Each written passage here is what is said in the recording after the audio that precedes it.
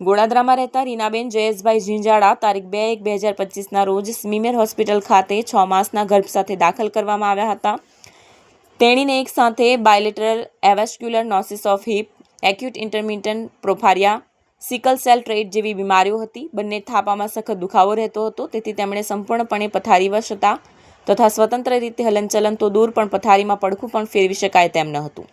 આવી હાલતમાં તેમણે પોતે માતા બની શકશે કે નહીં તેવું સ્વપ્ન લાગતું હતું.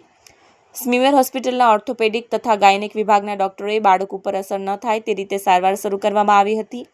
તારીખ 11/1/2025ના રોજ તેણીને રજા આપવામાં આવી, પરંતુ 19/1/2025ના રોજ તેમને દુખાવાની તકલીફ થતાં ફરીથી ગાયનેક વિભાગમાં દાખલ કરવામાં આવ્યા. ગાયનેક વિભાગમાં ડોક્ટરો દ્વારા માતાની તેમજ ગર્ભમાં રહેલ બાળકની સંપૂર્ણ કાળજી રાખવામાં આવી. સમયાંતરે માતાના લોહીના રિપોર્ટ તેમજ બાળકના વિકાસ માટે જરૂરી સોનોગ્રાફી કરવામાં આવી.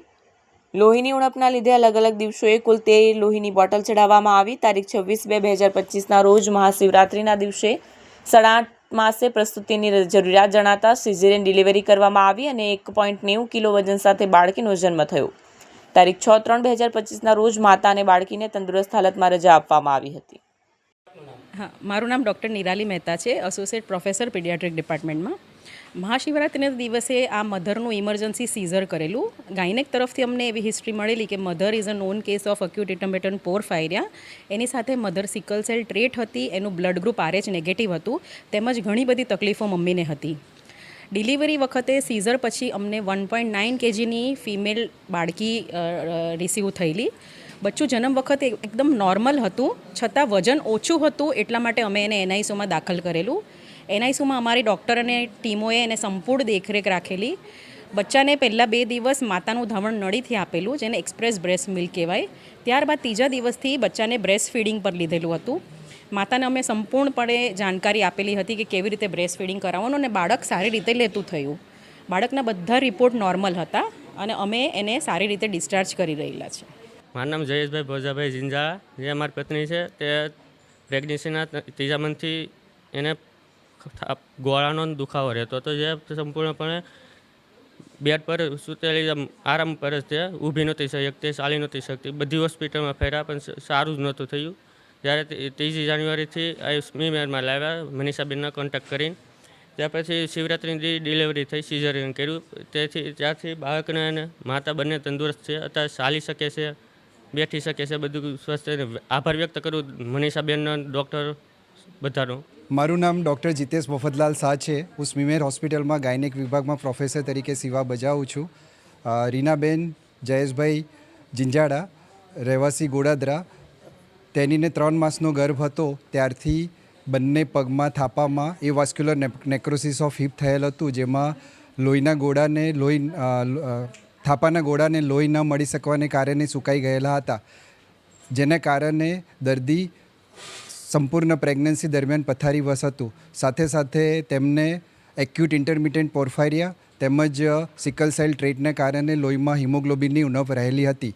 તારીખ 3 જાન્યુઆરી 2025ના રોજ દર્દીને સ્મીમેર હોસ્પિટલ ખાતે દાખલ કરવામાં આવેલ, ત્યારે તેણીને 6 માસનો ગર્ભ હતો. સંપૂર્ણ પ્રેગ્નન્સી દરમિયાન તેણીને સ્મીમેર હોસ્પિટલ ખાતે રાખવામાં આવેલ અને જરૂર પ્રમાણે માતાના રિપોર્ટ તેમજ સોનોગ્રાફી કરીને બાળકનું સંપૂર્ણ તંદુરસ્તીનો ખ્યાલ રાખવામાં આવેલ.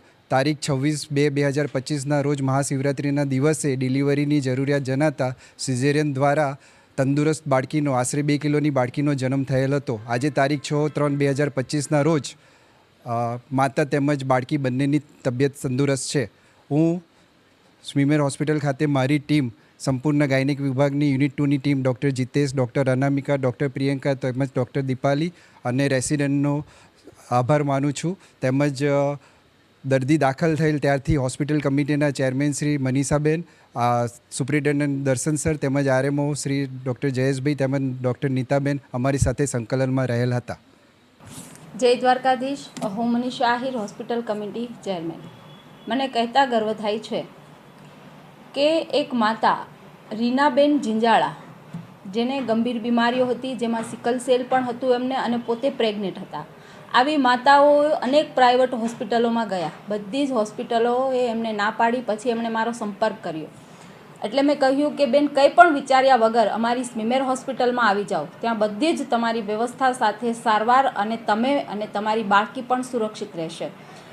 આ વાત માની અને તેઓ સ્મીમેર હોસ્પિટલમાં આવ્યા અને સ્મીમેર હોસ્પિટલની અંદર છેલ્લા 2.5 મહિનાથી અમારી ડૉક્ટર ટીમ, જેમાં ડૉક્ટર જીતેશ શાહ, ડૉક્ટર પ્રભાવ તિજોરીવાલા, ડૉક્ટર નિરાલીજી, ડૉક્ટર ભાવનાબેન અને અમારી RMO team doctor Jayeshbhai, doctor Nita madam અને અમારી સમગ્ર હોસ્પિટલ ટીમે આ માતાની એટલી સરસ કેર લીધી, કાળજી લીધી, કાઉન્સિલિંગ કર્યું અને 2.5 મહિનાની ખૂબ સુંદર સારવાર બાદ આખરે આ માતાની મહાશિવરાત્રિના દિવસે ખૂબ સુંદર બાળકીનો જન્મ થયો, જે પણ તંદુરસ્ત હતી અને માતા અને બાળકીને આખરે ખૂબ સુંદર સ્વાસ્થ્ય સાથે અમારી ડૉક્ટરની ટીમે અને બાળકી અને માતાને સ્વસ્થ તંદુરસ્તી સાથે રજા આપી. આ બદલ હું મારી સ્મીમેર ટીમનો, વિશેષ ડૉક્ટર જીતેશભાઈ અને એમની ટીમનો ખૂબ ખૂબ આભાર માનું છું કે જે પ્રાઇવેટ હોસ્પિટલો નથી કરી શકી તે મારી સ્મીમેર હોસ્પિટલે કરી બતાવ્યું છે. અને આ માતા અને એનો પરિવાર પણ એટલો બધો રાજી હતો અને અઢળક આશીર્વાદ અમારી ટીમને આપ્યા છે